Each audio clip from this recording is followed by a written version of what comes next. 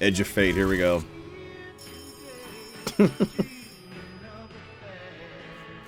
That's the guy.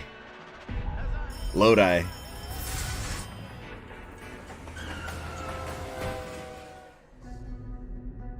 That's weird. It's using like stuff from our... Kepler. You've never been there. And you know every inch of it. It's the farthest. Thank you, Vito. Have been from home. You enjoy yourself. Mwah. In Mwah. distance or in time. You're gonna get a call. An invitation.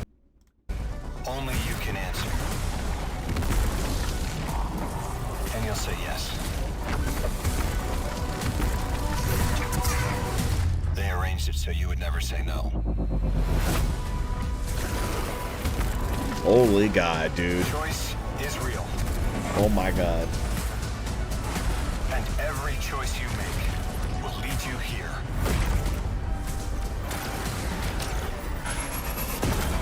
To who you're supposed to be. Pretty. Nice editing. Eyes up, weapon. Is that weapon?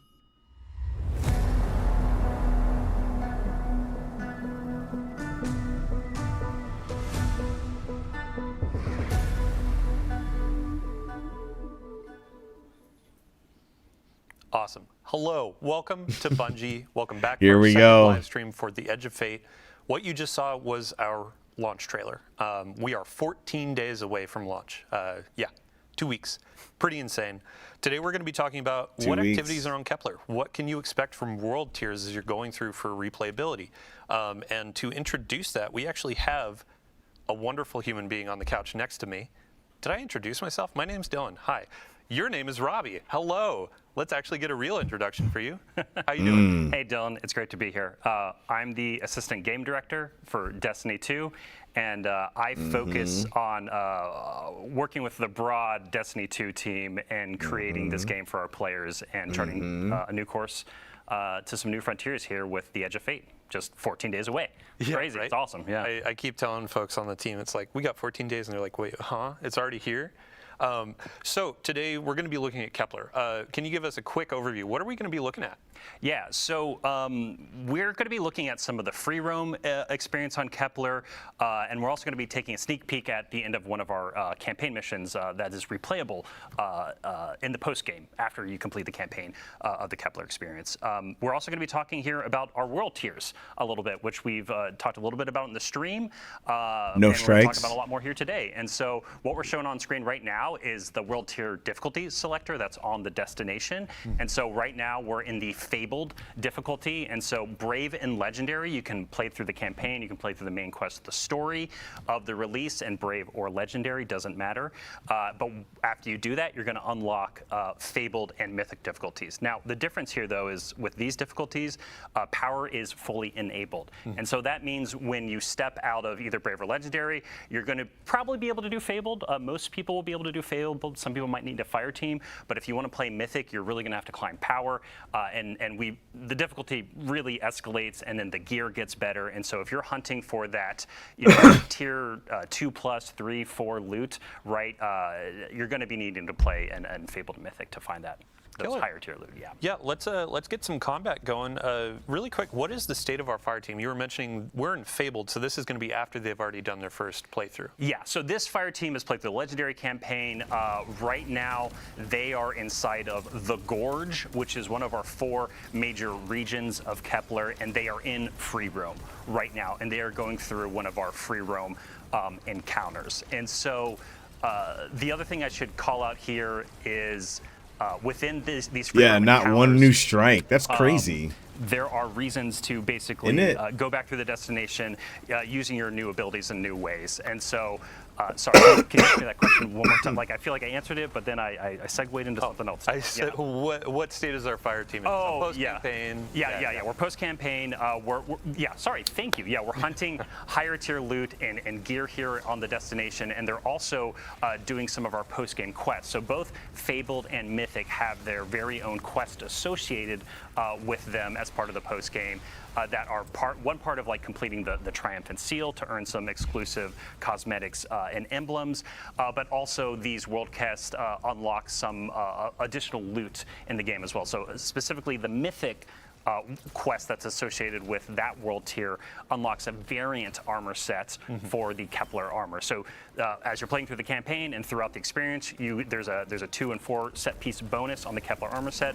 Once you complete that Mythic world tier quest, no lost sectors, no public events, set bonus in a unique shape no new abilities, only folks one that, exotic you piece didn't of tune in armor last per week or you haven't class. heard about gear tiers, set bonuses. We have a full blog article that went live last week. Go ahead, visit that, check it out. I was going to So get we're the looking at $100 this, edition, but I this think I'm just going to activity. get the This is gonna be a free $40 roam mission, edition. right? After And hearing these take that, I was place like, no, you're not in getting $100 places out of that me. are, regions on the destination. Yes. Can you walk us through that? Yeah, so I talked about it a little bit before, but this is the Gorge, and so the Vex have actually put a big security lockdown on this entire region on side of Kepler. And so the fire team right now is basically breaking through this security lockdown. And so each of these regions feature multiple of these major encounters, is kind of what we call them, these free roam encounters. And these are kind of like the scale. Ooh, just got try to get through that security grid, and he did not make it. Yeah. Each of these major encounters we have are kind of like the size of roughly like a lost sector, but ultimately they're more complex. They have more mechanics. That you have to use the destination abilities to solve some simple puzzles and encounters inside of them. And generally they have pretty thick combat, especially on the Fabled difficulty as well, where we start adding more enemies, tougher enemies, and also there are Banes that are applied in the World Tiers 2 that are actually exclusive to Kepler. They were built specifically for this content. That's awesome. Yeah, and then as you're going through these sorts of free roam activities and exploring Kepler, what other side objectives or objectives can pop up? Yeah, so the way we kind of are thinking about this, right, a lot of this outside of doing the seal, the triumphs, and things like that, and mysteries and secrets, which we can talk about here in a minute, a little bit more, is it's about gear pursuit, right? It's about earning that higher tier gear. What is this weapon? Chasing power. And so the way we constructed these regions, there's these free roam. You got the expensive encounters, edition? Yeah, the there's expensive tougher edition is enemies just that appear, for the there's Star Wars HVTs stuff that too, pop up, right? I'm there's like, destination materials to loot, and there's this material called a faded cipher as well. And so you're going to be combining destination materials that you get from basically doing almost anything inside of the region alongside faded ciphers in order to be able to purchase specific items at the destination vendor called the Altar of Relativity at the center. That's of a lot of Kepler. names and words. Lots of and proper yeah, nouns. If you didn't catch this, I know there are going to be breakdowns. We'll have a recap in the TWID, but yeah, continue. Yeah, and so what's cool about this is that in the post game, that's there's a focus that we created, and so basically through the vendor you can go and look at it and be like, okay, today's focus is the Gorge, which the fire team is looking at today. Most of the materials that you're earning here can be used to purchase gear, or you can convert your other materials you might have from other regions in order to convert it into the ornament sets. The only one I would rock is probably the Titan, because I want to wield the Titan has the Titan can wear a hood, right? That's the first set that allows a Titan to wear a hood.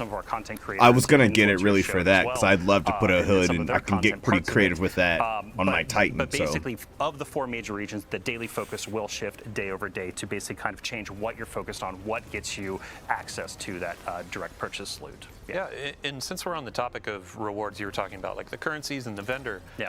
You had mentioned before the stream, actually, there's a new form of attunement for the destination as well. Yeah, so something that was really important to us was we want to make playing what we call the action game, actually experiencing free roam like this and the mission content, when you earn that piece of loot on Kepler as you're completing these activities and just got nuked. No, I'm so happy that they're dying because they were like, this won't be too hard. Yeah, he did just get world nuked. Tiers? Let's introduce them at a higher difficulty, shall we? Yeah. But sorry, go ahead. No, exactly. Yes, this is Fabled pushing back a little bit. They're having to think about what they do, and they just used actually Mattermorph in order to open up a pathway to get around this Vex grid that opened up in the middle of the encounter. But anyway, we were talking specifically, I'm sorry, remind me. Attunement. Yeah, so basically, you're going to be able to attune a specific piece of gear, armor, or weapon, and any drop on Kepler that drops a piece of armor or weapon will have a chance to be that gear. We just wanted to make sure that as you're playing through the destination, as like you're carving your own path, you're figuring out your own farm routes inside of each of these 4 regions each day of the week.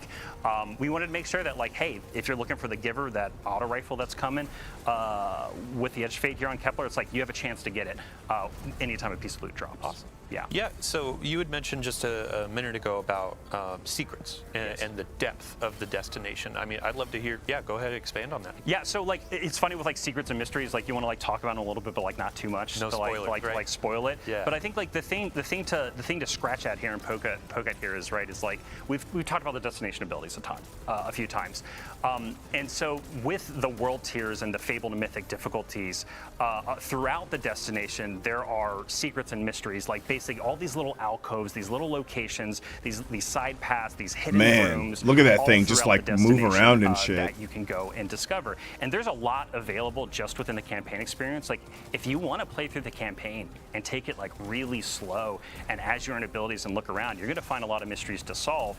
But we also wanted to make sure that in those higher world tiers and fabled and mythic, I'm just that here it felt really like for the this campaign, you know? expanding, expansion of that content that you have. And it's basically like, hey, you have even more abilities than ever. You can now peel back the onion of this world to discover what's at the core of it. And so it's been fun. We really wanted to make sure that it felt like I tried the multiplayer out for the first time. It's been fun. Post game. Awesome. Yeah. So in our rehearsals, we never managed to get this perfect timing, but we have perfect timing. I would love to shift to campaign. We're going to be taking you about midway through campaign mission here. A quick note for the audience: yeah, if you're baby. avoiding spoilers, we have disabled our VO. We have disabled our subtitles. We're trying to keep this so you are discovering the story as it comes out with the Edge of Fate and our new saga. So as they're getting loaded into that, I'd love to ask you just a couple more questions about free roam in the regions. Yes. What other things can happen in regions outside of campaign? Yeah, so one of the big things that happens inside of these regions are side quests, which we've only talked a little bit about. And these are basically ways that flesh out more of the characters of the world, more of the stories of the people and of the place and what's happening on Kepler and what's been happening with them before and what might be happening to them in the future. And basically what happens is as you're completing these regions as part of the campaign and you kind of start to unlock more of them, these side quests will start to become available. And so these side quests are available to you at any time. So again, like I was kind of mentioning earlier, like you can either take it really, really slow and take a really long time to get through everything the release has to offer, or you can just like beeline the main quest, beeline the critical path, and then when you get into the higher level world tiers, all of these side quests are now available to you. As we've been like play testing and closing out the Edge of Fate here, it's been really interesting to watch different developers and people play test the content. Myself and Blake Battle, one of our executive producers, he and I we're just like beelining it, right? Yeah. And then we get to the end and we like pop up in that and we're like, look at all these quests to do, while other people like want to take their time and like experience like the full story of every single little piece. So we're actually we're getting into the campaign right now. And speaking of beelining, we've seen a ton of questions about getting raid race ready. So raid race is going to be coming out on the Saturday after launch. I believe it's the 19th of July. What difficulty should players play at to get ready for race? Yeah, so if you want to be power ready for the contest mode race for the Edge of Fate, you're going to want to play the Legendary campaign. And so when play you it step on Legendary. out of the Legendary campaign, you will be power ready at that point. Now, if you're gear ready, that's up to you, right? It's like how far you want to go down that rabbit hole. And that dovetails into like replayability for the story missions and the campaign missions and how that bakes into world tiers. Yes, right? Getting that higher tier loot. Yeah. So when something that was like really important to us when we were thinking about instead of having new activities, what, like, aspiration means within an expansion, instead of just having public events. Remember those? Like we wanted to take some of the formula that we think works well, but also change other pieces of it. And one of the really big goals for us was just giving you more reasons and just easier ways to play just some of the best content we built. This campaign mission is at the end of the Exiles Accord region. This fire team is taking down a giant Exiles prime servitor who's running some of the Archon's dark matter operations. Sorry, all minor spoilers. No, it's cool. Life is probably jotting this down, getting ready for a lore dump about the Fallen, all that kind of stuff. But this is a really fun multi-phase boss encounter that they're orbiting around this giant servitor, and we really wanted to set something up that this doesn't just was like a one and done kind of thing. And so things we've kind of done before that we're going back to that we think work well, there's going to be multiple weekly missions that you can play that are larger missions. So we have a capstone mission for each of our regions. We also have some bookends at the beginning and end of the release that the overall length of them and complexity, they are very similar to legendary campaign experiences from the past.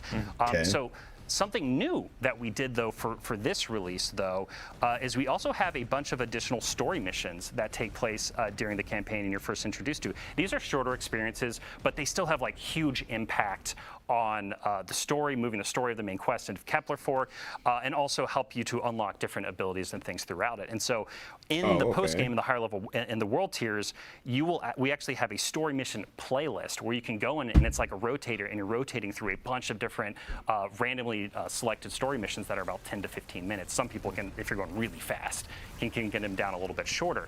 And those missions are actually one of the best sources of those faded ciphers that I was talking about earlier. And so the other thing I mentioned earlier too is we have specific quests for both Fabled and Mythic, and these quests are going to take you through some of the big campaign missions, again, to experience them with new modifiers, because we're curating modifiers and banes and things like that every single week on the destination to have a little bit more of a curated experience, but then also those quests introduce some new encounters as well. And so, sorry, I'm going a little bit all over the place. I mean, some of this is just so much information, so much to talk about. But the thing, again, I want to drive home here is we wanted to give you really strong incentives to go in and play the free roam experience to extract materials, to play our story mission playlist. It's called the Time Latch mission playlist, to earn faded ciphers, but then also to have reasons to go in and replay some of our biggest campaign missions again through the weekly missions playlist, kind of like the heroic I agree.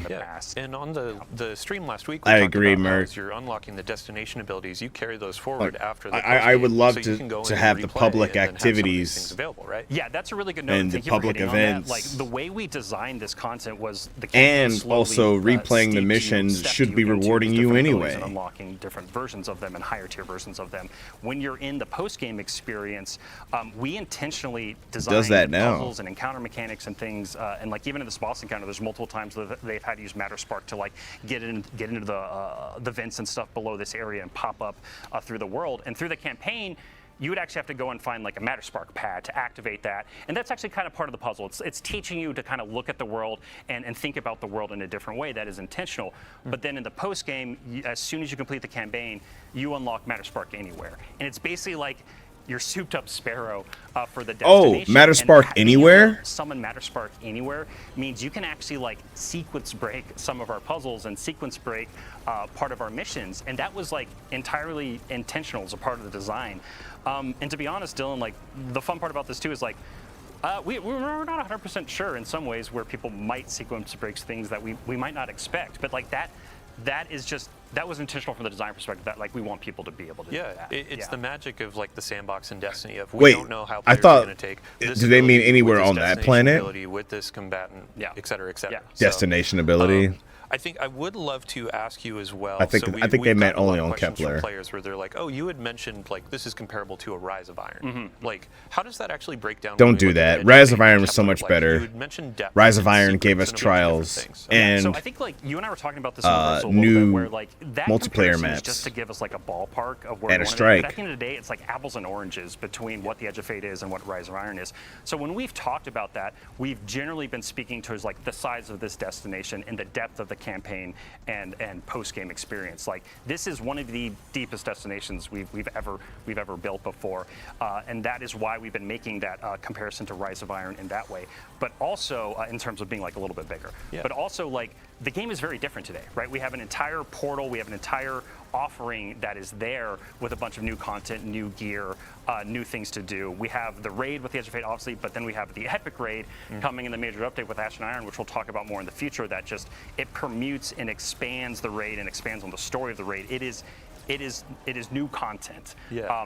We're not holding anything back for the base raid to build that experience. And so, again, the Rise of Iron to Edge of Fate, a little bit apples and oranges, but we also are thinking about like the collective packages of what comes with this release, because the game is very different from what it was like back. So we have the free roam missions, we have campaign, we have secrets, we have a lot of questing, that kind of stuff. Yeah. I'd love, before we wrap up with our campaign mission, to talk a bit about what else players can expect in terms of destination activity. Yeah, so we've seen y'all talking about it. Like we hear y'all, and this is one of those things where like we wanted to hold this back for it to be like a surprise and delight moment for everyone when it appeared on the destination in the post game.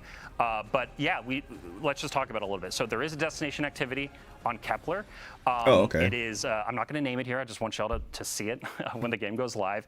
And it also, and part of that is because like it does relate to some of the story inside of the campaign, especially near the end. And so we wanted to be careful to not unintentionally spoil something if we showed too much of that activity. But anyway, the way to think about it is like it's kind of its own thing. It's kind of unique, but it's kind of a blend of activities like Vex Incursion and Wellspring. And so this is a match-made activity with 3 players.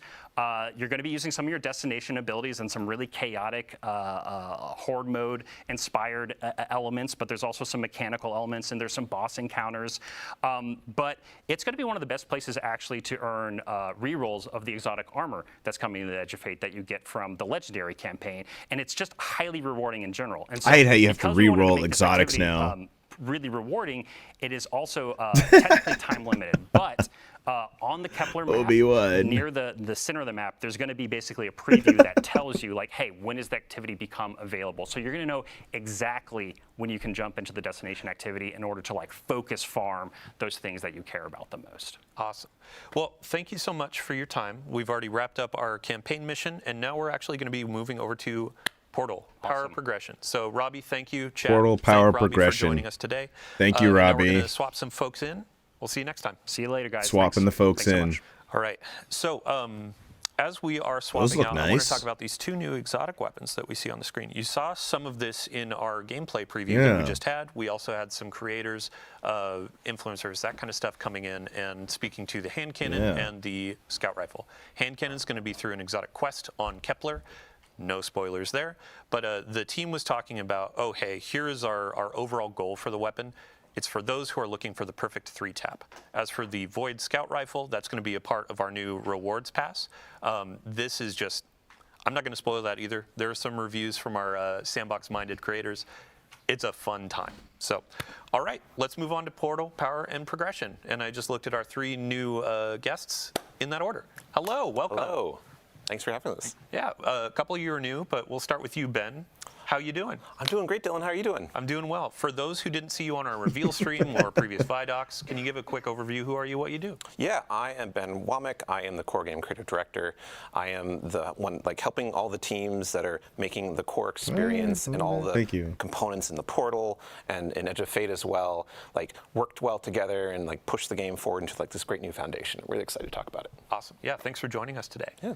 Next on the couch, brand new to our chair. You've never been on anything, so first time you are meeting the community. Everyone in chat, say hello. Nutty, welcome. Hi, I'm Nutty. I'm one of our sandbox ability designers. That pretty much means that I work with Vivian and Eric, who were here last week, to develop anything that the player is doing outside of armor, weapons, and combatants. So today I'm going to talk about all the modifiers and additional banes that we've been working on. Awesome. Last but not least, we got Alan Blaine. How you doing? Hey, great. How you doing, Dylan? Oh, ask me how I am? Thank you so much.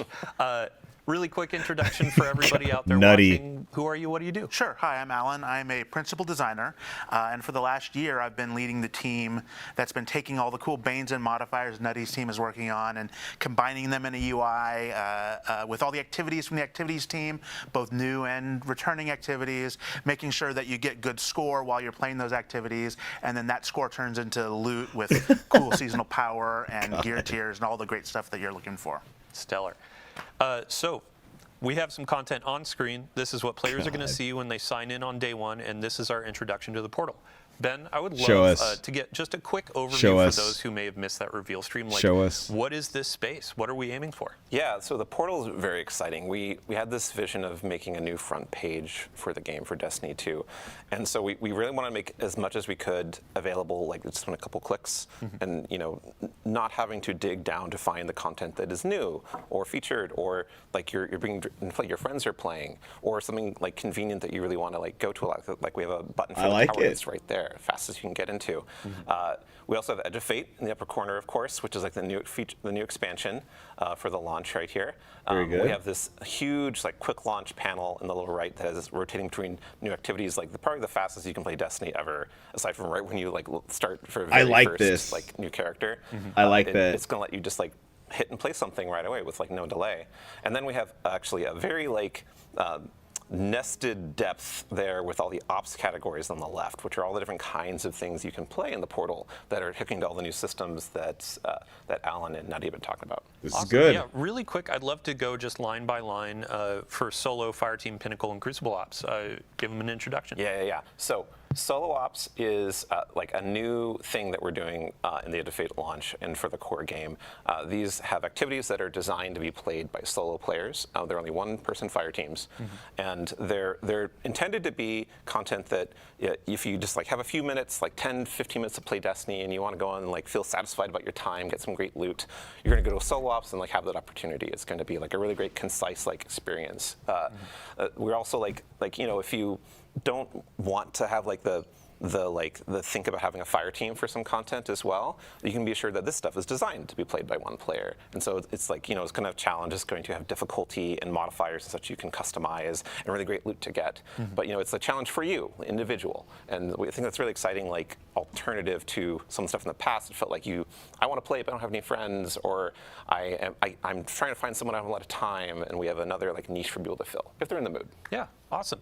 And then next up we have Fireteam Ops. Yes, Fireteam Ops. So like just talking about fire teams, like quintessential Destiny is playing with 2 other players, a fire team of 3, right? And so we have all of the activities in Fireteam Ops are 3-player fire team. We have like classic strikes in there. We have like missions from past expansions, like in Europa, like the Empire hunts. Can you matchmake into this? Are in here. We actually scroll down more. There it is. The coil. So past seasonal activities coming back, and like integrating with all the systems we've been talking about that we're going to talk more about, so that they're like available for you to get new loot in, to work on your power climb, to basically just like have a great time in whichever way you want to. Awesome. Yeah, I mean, since we're already in the screen, let's go ahead and get our fire team set up with our activity. What are we playing today, Nutty? We were going to do the Dark Priestess Empire Hunt. Awesome. So here, I'm actually going to pass the mic over to you and Alan. Let's get some bands, some modifiers, all that kind of stuff set up. Really quick, can you introduce each of these sections for the different modifiers, and then we'll go and kind of pick and choose what we want? For sure. So we're starting at a master activity, and this is 300 combatant power. The first row there that has all the selectable icons that you can change are challenge modifiers. These are things that will increase the combatant power and add some additional difficulty to it. The first one is our Banes. So here you decide what Banes are going to show up, and we paired all of them as like 2 combos that either work well together or at least interesting. Today we'll do Threaded and Caltrops. So Threaded is where as you damage the combatant, it will spawn threadlings, and when it dies, it will throw out a few more threadlings at the same time. And Caltrops is a void area that gets spawned near you, like between you and the combatant, and then when it dies, it throws out another one. So something to make it so you either need to get up in the air or keep going through. So starting with retaliation. Yeah. If I die, you're coming with me, pretty much. All right, next up, what do we got? Yeah, let's do subtle foes. So this just makes it so that when some of the enemies are far away from you, they will be invisible, and that helps them get into close range, or if you are using a long-range loadout, you won't be able to deal with them as much, so you might want to bring some close range. And they're like very invisible. Not like, not like a little bit of player stealth, but just like you don't see them. Yeah, you really have to like pay attention to see them from long range. What else do you want to do? Yeah, let's do glass cannon. So glass cannon is kind of a fire team equalizing one where it only punishes the person who's doing the best. So if you have that buddy that clears the strike ahead of you or is getting all of the kills, well, we're actually going to give him a debuff where he will just take more incoming damage. And if you're a little bit closer with your friends, then that's actually a catch-up opportunity where maybe you take over the kill lead and now you're the one suffering a little bit and kind of a fun. So why if would I'm playing anybody through want this activity that? and I'm stealing all of your kills, I'm putting a bit of a debuff on myself. Right. Taking one for the team. Yeah, true. And maybe I'm letting you finish a few of those. Yeah. All right. What else? Let's do one more. Chill touch. Yeah, so we were talking about getting the enemies into melee, so this will make it if they hit you in melee, you will suffer a stasis debuff and slow down. Awesome. And that pushes the power all the way up to 360. And those things are also increasing the potential score that you can receive from this, and the score is what drives the reward. Right. So you see right here when we picked Chill Touch, the gear tier you're going to earn went from tier 2 to tier 3 for this activity. So it's really important to pay attention to what you're earning. Yeah. So you know what you're going to be getting if you achieve that score at the end. Yeah. Yeah, and this is we've talked about this last week on stream about approachability and making it easier for players to understand as they're getting in. So a lot of UI treatment, shout out to our teams that have been doing this to show you combatant power and all that kind of stuff. So yeah, tons of love and passion went into that. Seriously. Ooh, So let's not look me. at player stakes. Oh, do you want to take this? Oh yeah. So player stakes are the next category down, and they're more about the player's interface with the game itself. So things like locked loadout. We have no HUD is an ability that we added here, so you can play with no HUD for a little extra score bonus. And these are things that are really sort of letting you sort of tie one arm behind your back while you're playing. It's not making the combatants more powerful. It's changing how you're playing the game. You can start with no ammo. You can start with locked loadout. We'll be putting some more player stakes in Ash and Iron. Yeah. I love no HUD. You're going to talk about it first, aren't you? Yeah, no HUD. HUD. You can have the Okay, no HUD. You go first. I just wanted to have us move on to the next bit because we've talked about tying one hand behind your back. Let's talk about no HUD later. Go ahead. Okay, but in the next bit, this is what you get to do with your other hand. So here are the things that benefit you. Let's try Livewire. This one is one of my favorite. It's a combination of the sprint for amplified that you had in the Nether, along with inherent AC/DC feedback fence. So oh my God! We buffed up the enemy's melee capability that hopefully they'll get up and punch you. Well, now if they do, this is we're kind just of gonna show them lame. with lightning. So I'm kind of balancing out that additional challenge that we added and a different benefit that will kind of counter that and make it so it's actually a little bit easier for me. Yeah. What else can we do? Healing finishers are great.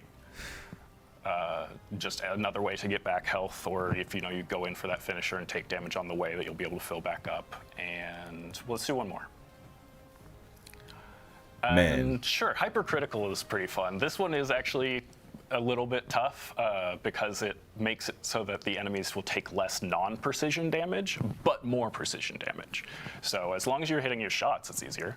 Awesome. And then Ben, we actually we noticed this a bit earlier. There's one more modifier up at the top, and that's actually limited time, right? Yeah. So this is a accelerator that this is a double bonus focus. So you're going to second drop from the bonus focus activities. So this is we will have given the calendar different accelerators that are on for a given week or day that will apply to the whole portal and have different benefits. And we're also going to have more of those for events and other things going on in the game to give you kind of another fresh twist or an incentive to see what's going on in the game and get some a good time. Realize that is a good time to play because we're trying to make every day a good time to play Destiny. Yeah, I think one of the modifiers we saw during our rehearsal was a bonus to Suros weapons too. Yeah. So it's a bit of there can be loot bonuses, there can be gameplay bonuses of more power behind certain weapon archetypes. It's pretty fun. So stay tuned to our calendars. We'll definitely sound off when it's a week of a cool theme. Let's get it launched in and actually start taking on some of this combat. Can I talk about no HUD now? Oh yeah, please. Okay, so they aren't going to show no HUD because it'd be confusing, I think, on the stream. But no HUD is a great example of something you can engage with if you want to, because it's a challenge. It gives your score more opportunity to get better loot, but it takes away information going on the HUD. But what it also does is it makes it feel very cinematic and interesting. Yeah, that's what I want to see. Kind of feel more in tune with the character and the gunplay, and that's a good analogy for what we're intending all the modifiers you're selecting to do. That it's going to let you. I kind of want to do that. That he was talking about, enemies have chill touch, but I'm going to like have Livewire to counter it and create these cool little gameplay moments that are really like something that you choose for how you want to play for like really awesome loot. Yeah, and Alan, when we were talking through some of these modifiers, like we've taken inspiration from a ton of different places. Yep. Like No HUD in particular, shout out to Sammy Cat. Yep. Called her out last week for all the bows we were showing off, but also No HUD. And we're hoping to get a bows only loadout modifier coming in the future too.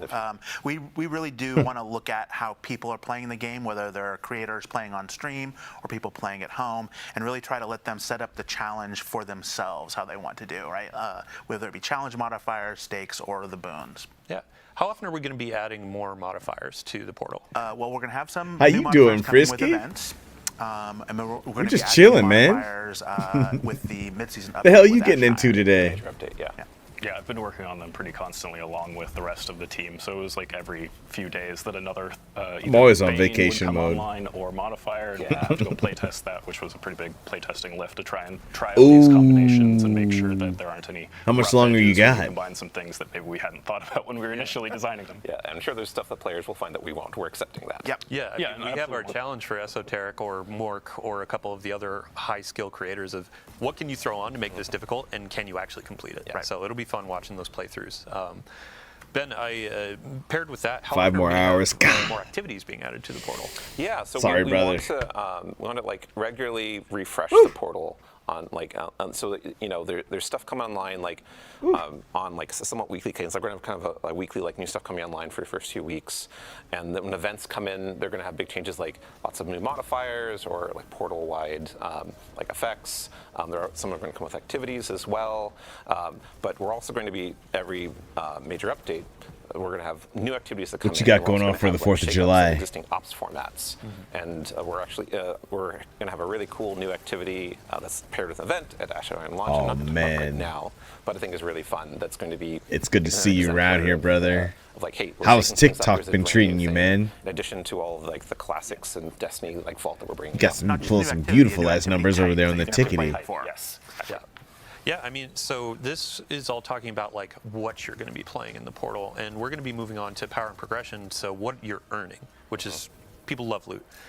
Nutty, thank you People so love much for loot. joining us. I'd love to give you just. I keep thinking about the anything else you wanna say streamer before, Nutty every before time you I leave? hear that. I definitely want to shout out the rest of the Sandbox team, not just those of us that were working on additional modifiers and bans, but like that playtesting lift. We had everybody across Sandbox disciplines in all of those playtests to try and hit as much of this as possible. Good.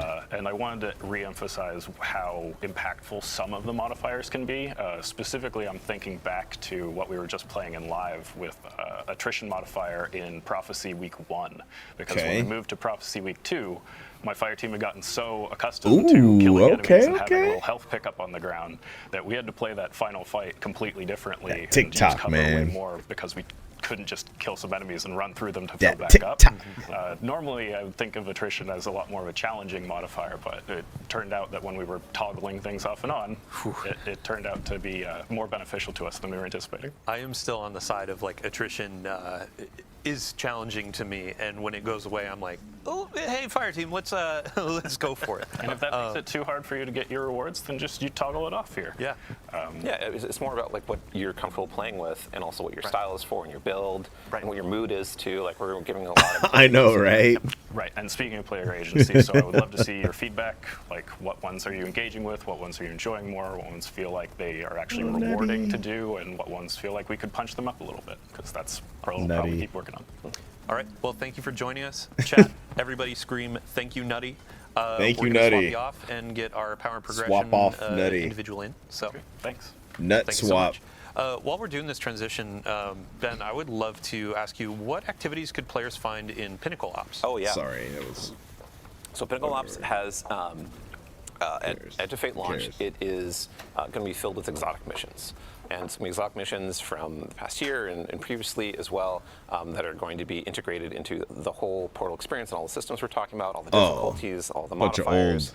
old and exotic intended to missions, be, okay. You know, like not only something that is exotic missions, they're kind of hard, right? They have mechanics, they're long, and so we're matching that by being like, okay, well, you can get the exotic if you don't have it, first of all, just from playing on the portal. It's available all the time. It's not like going through rotation like every week or something. And you can do Fireteam Finder, of course, to find people to play with. But look, we're really excited that it's like, oh, I can like play this as hard as I want or as easy as I want, whatever I want, whatever I'm feeling like right now. And we're gonna have more Pinnacle Ops in the future. What's that gun? With Ash and Iron that we're not gonna talk about today. So it's actually a good example of like, hey, we're talk about this new today. section of the game that we're gonna just keep on building in and tinkering with over time. Awesome. I sense a segue. We were talking about Pinnacle Ops into the and next Pinnacle category. Power. Hello, Josh. Welcome to the couch. Hello. Hello. Hi, I'm Hello. Josh Kolinsky. I'm a staff systems designer here at Bungie. Been here for about 5 years. Kolinsky. And I really work with a lot of our loot, our gear, your power and progression, as you mentioned, like, you know, what are your rewards? What's the candy you get at the end of your activities and stuff like that? Candy. So we spent a lot of time reworking a lot of our stuff in the Edge of Fate and really 900 or The Egg of 900 is what Fate. the eternal thing is. We made big changes to how you engage with power in Destiny. Power. One thing you'll all notice is, I think many of our creators have already noticed in the past that there has been a power squish. We've reset players down to 10. Like, that is not only to give everyone kind of a fair and equitable starting place, and to kind of like reset the engagement with power. Also, 2020 power is not exactly the most friendly starting not point. easy to understand if you haven't been along for the ride. Right, Yeah. exactly. So, like, this is the beginning of a new saga. It's the beginning of a new thing here. So we're starting off there. It gives, like, all Guardians on equal footing with each other. I know the streamer It name, allows Nutty. us to kind of build up. You're going to have 200 points of power in the soft cap band. Intrinsic cap, yeah. Yes, exactly. And you're going to be able to go and do any activity you want across the game in order to get to that point.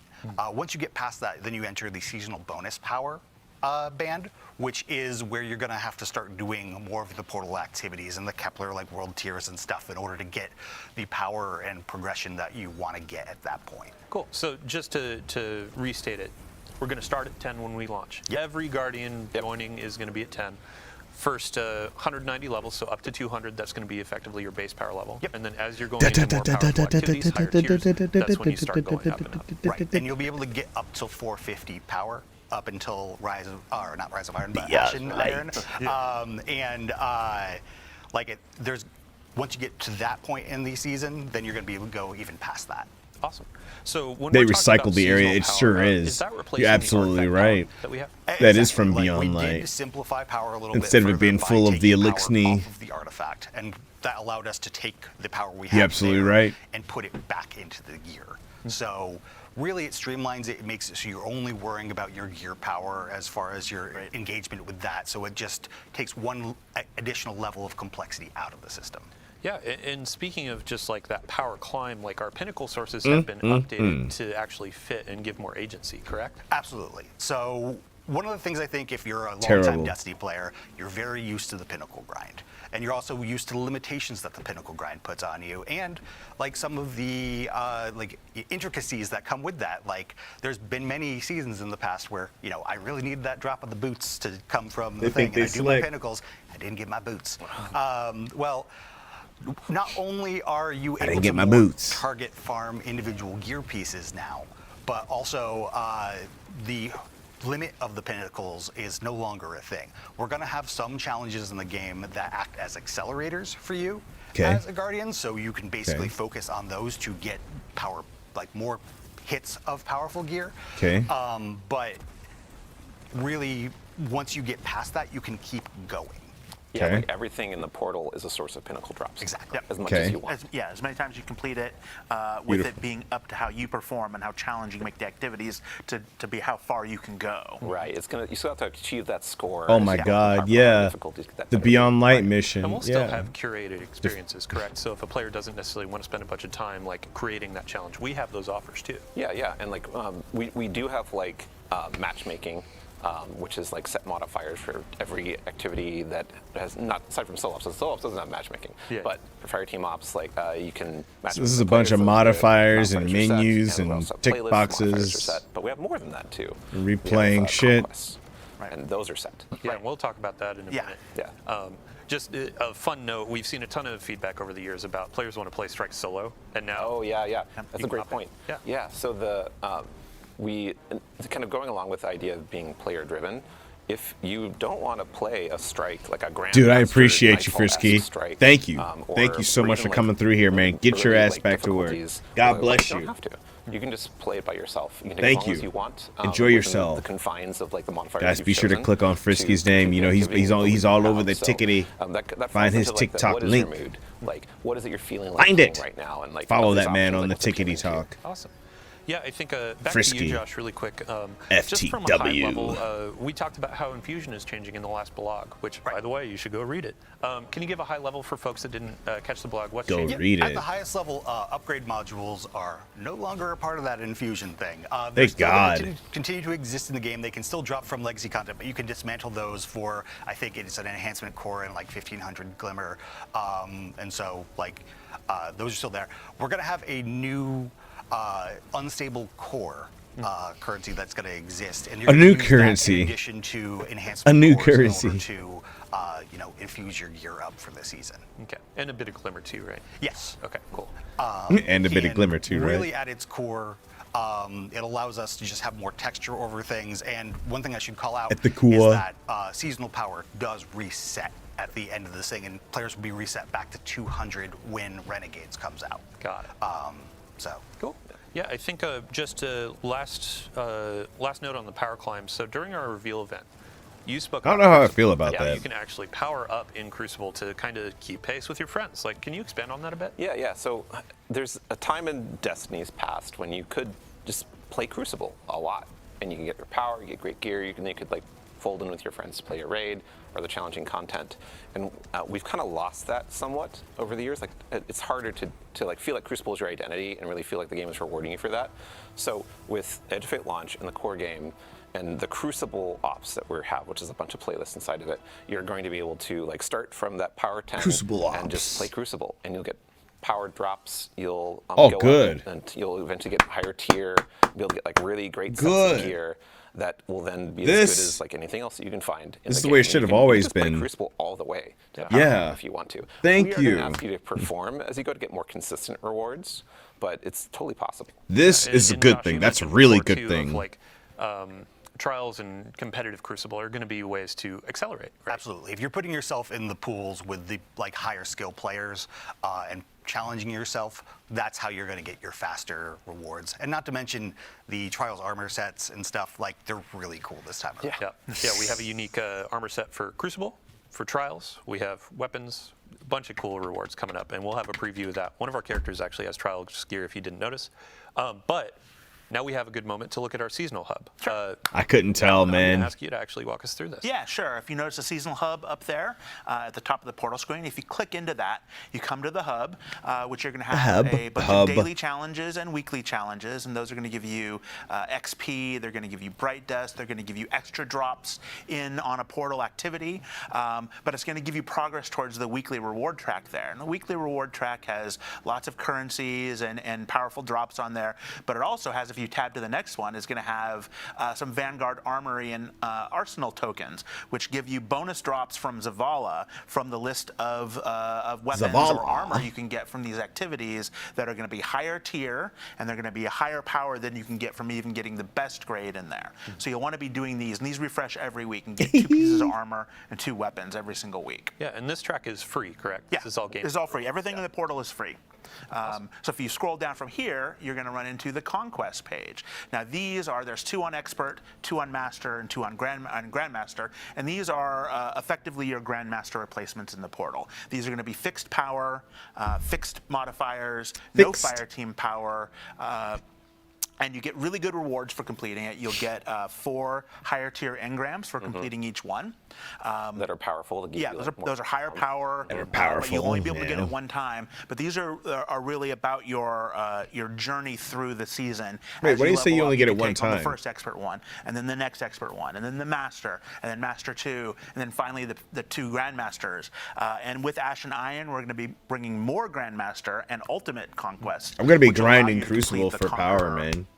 Title. Actually, deal. really quick gameplay team, if you could go back to the modifiers that you were just talking over, This was a really good example of a quality of life feature that came about. We saw a ton of feedback around modifiers like, I'm squinting at these icons, I don't really know what they mean. And now we have them bucketed based on the portal options, so you can more easily identify these things and understand them. Yeah, and shout out to the UI UX team for like making a really much cleaner look for activity launch than having this cool bucket to look at them. Like, I think it's really good, really good. Cool. And then there was one more section lighting them on up the out seasonal there, hub, man. one more tab down low for the Conqueror Seal. Yep. So the Conqueror Seal is down here. You're going to be completing the conquest during the season to earn and gild your Conqueror Seal. And since this is still the Conqueror Seal, it's going to maintain its old gilding. So this is going to be continual. Awesome. Yeah. 14 seasons of Conqueror. Now we're going to keep on going, baby. Oh my God. Awesome. So I'm going to say we still have a couple topics to cover. Fireteam, let's go ahead, launch into an activity in Fireteam Ops. Throw on a couple modifiers that you want to go for. Mix and match. I'd love for players to see as you go through how the score is changing, how the rewards can scale, all that kind of stuff. Just have a fun time. For the folks on the couch, we already went through the seasonal hub, the rewards. We are also having a moment in time where Guardian ranks are resetting. Yes. Yeah, if I could get a quick overview. What? One of you, I believe Alan. Yeah. So, Why? we took a look. So Guardian ranks, when we launched them, the first few ranks were about learning the game, and then the upper ones were about your seasonal journey and dealing with all the different kinds of. I'll probably play on things a player Legendary. might do in Destiny. So we've stripped a bunch of those away and rebuilt objectives Probably on to be Legendary. focused completely on the portal. So it's going to be playing through I might just the grind various Crucible, activities, like, using first day or two. modifiers, playing all the different conquests, gaining And then power, have enough power gaining and then all the go do different kinds of Legendary. rewards. It's going to be really showing like where you're at in that seasonal journey for. But purely for the portal. It's not going to reflect any dungeons. You're not going to have to solo any dungeons. You're not going to have to get commendations. Let's see what else don't you have to do? No more expansion gates. No more expansion gates. Any of those kinds of things. So every player will be able to get up to Guardian rank 11 with Ash and Iron. Yeah, in our original goals when we were talking about Guardian ranks, it was kind of an on-ramp for players new or even old. Oh, yeah. So what do I want to do in Destiny right now? Now we have a lot of stuff in the portal that dovetails into that. Solo dungeons, they still have unique rewards. Oh, yeah. They're no Poor longer required Gambit. for 11 in Guardian rank, Correct. but you can still get ghosts, sparrows, emblems, that We're kind not taking anything away from the dungeons. We're taking away things from the Guardian ranks and adding different kinds of things back in. And since we're doing that, the first 5 ranks will still be sort of an on-ramp into the game. So we're going to drop everybody back down to Guardian rank 2 with Edge of Fate and let them go from there. There will be lots of cool things to do and earn and play through in the first few ranks. And then starting with Ash and Iron and every season from then on, we'll reset you back to 6, just like we've been doing. Awesome. Yeah, it's just another portion of what Robbie was talking about with aspiration, where it's like, I have my awesome armor from all these higher tiers. I have a new Guardian rank above my head. I've gone through the raid. I have this cool tier 5 weapon, et cetera, et cetera. So there's a ton to hunt, a ton to chase, and a lot of things to do. And I think at this point, it's kind of the easiest to get into Destiny and just know what to play. So yeah, I absolutely believe that. And the exciting part is that everyone's journey through Guardian ranks is going to be kind of different because, a Guardian rank that tells you to accomplish this kind of power or complete this activity on this difficulty, how you did it will probably be pretty unique to you compared to other players because you chose different modifiers, there's different sets available for the given day or week, and maybe you did it solo, like we're talking about, like, you soloed the master difficulty, like one of the requirements in Guardian ranks, maybe you soloed on one of the conquests, and that's your story, and that's how you got it. But it's appropriate that there are a bunch of options for players to choose that match what their own experiences, what they want it to be. Awesome. Well, thank you all so much for joining us today. That actually brings us to the end of our Power and Progression. I believe, Josh, you actually had a couple more things you wanted to say before we left, though. Yeah, really, there's 2 things I want to say. One is that, Fireteam Power is definitely still a thing that's in this game. We really want to encourage you to play with your friends, and when you do play with your friends, if you're a higher power level than them, that's another thing that can act as a nice accelerator for them, and really, increase the bonds of friendship. That's like a core part of the DNA of Destiny, is being able to play with fellow Guardians. Yes. So as an example, if you're at a tier 4 and I'm only tier 2, I join you, we do a tier 4 activity, I still get tier 2 gear, but it's accelerating me faster into tier 3. You're going to hit your score a lot easier, which is going to help you get those bonus rewards. And Got it. Cool. And then your second note? And yeah, finally, like, we made a lot of changes to the game in the Edge of Fate. Like, we're definitely going to be listening to you Guardians. We're going to be listening to the data. We're going to be listening to a lot of stuff. This is just the beginning of a new saga. So we've got a lot to do in the future. They brought up anything regarding PvP? Not yet. Awesome. Cool. Yeah, great. Well, they just said that you can I have a grind few it to get bookkeeping, max level. That's topics about it. to hit before we go about the live game. So we've been talking about the Edge of Fate. Right now, we have Rite of the Nine going on with our dungeons. Rite of the Nine. Let's see here. Ooh, today, wow, 54 minutes ago, we had a new engram go live, the non-airy engram. We introduced this in a previous TWID, but basically it's a new engram. You can earn a bunch of Rite of the Nine currency, sorry, and then purchase this engram for unique cosmetics that have been introduced over the past few years in Destiny. So if there are things like the skimmer that is Iron Banner themed, kind of like the wolf theme, that's actually in there, and you have a chance to get that. There are some and finishers and other cosmetics, so definitely dive in and check that out. Additionally, we had mentioned Lootapalooza. So a couple weeks just before launch, we're going to start showering players with loot. Starting today, we have double Crucible loot, which also applies to Trials of Osiris. So if you're hunting for adepts, if you're hunting for any gear in Crucible, now is a great time to go. And we also have, for the weekend, a lot of players have been asking. Double Crucible loot just dropped right now. We're hopping in, boys. Cirrus Plaza, and then you have the last one, which is Eventide Labs. Yeah, we went through, we had a great conversation about what if we had some type maps on a rotation for these last couple weeks. And for the final week of the season, we're going to have Burnout, Endless Veil, and community favorite, Javelin 4. So Trials players, rejoice. Players that may not have ever played Trials, get in, get your 4th Streak, get some adepts, try it out, and get some gear to loot. They're bringing Javelin 4 to Trials, boys. And the final note, we are going to have all dungeons in the Rite of the Nine experience next week. Higher reward rates, higher currency rates, helping you get more of those drops, go into higher difficulties for your adepts, and potentially even get the hollow foil versions with additional perks. Yeah. Cogburn set, awesome. Yes. Thank you all so much. They're giving people reasons to come back and get in there. They're doubling everybody's rewards. Gameplay. Thank you, everybody. Double everything.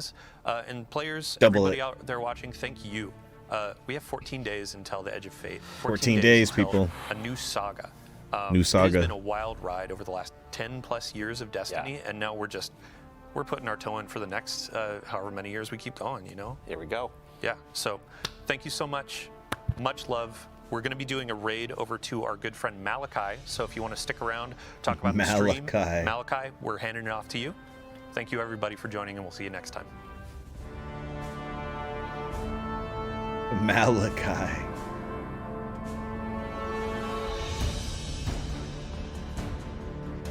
Looking at the chat. I mean, this fucking thing just go away. Thank you.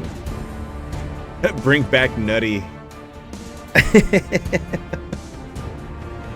Well, what do you guys think of that? What are you all's thoughts on that experience right there, huh? I'm quite curious to know what you guys think. That was quite an interesting show they gave us, you know. Quite interesting indeed. It's not really getting the highest of marks right now. It really is not, but still a decent little show. L says Merc, I don't know, maybe. It kind of, I mean, a lot of that stuff was like the quality of life changes. That stuff's supposed to be free. And I wanted them to focus on what we're getting, what we're paying for. It was a little underwhelming. Like, you're not even able to focus on what we're paying on. You focus so much on this whole replay thing. There's no new strikes. There's no new lost sectors. You know what I'm saying? Like, there's no new multiplayer maps either. Like, there's no new abilities and stuff like that. Like, the quality of life changes are great. I really like those, but I hate that this DLC. Yet last week's live stream, and I was leading up, and after I heard about the no strike and stuff like that, I decided to change my mind. I was like, I am not getting the $100 version of this with all the upcoming stuff. I was like, I'm not getting that. I'm just gonna get the basic ass $40 version of Edge of Fate. I'll have a good time. I'll feel like my time is a bit more respected with that one, but I just can't give you guys $100 right now based off of what I'm seeing right now at this moment. I'm pretty disappointed. Not disappointed, I'm just a little underwhelmed at the moment, but I'm still excited, still looking forward to playing the content. Day one, we're going to be there.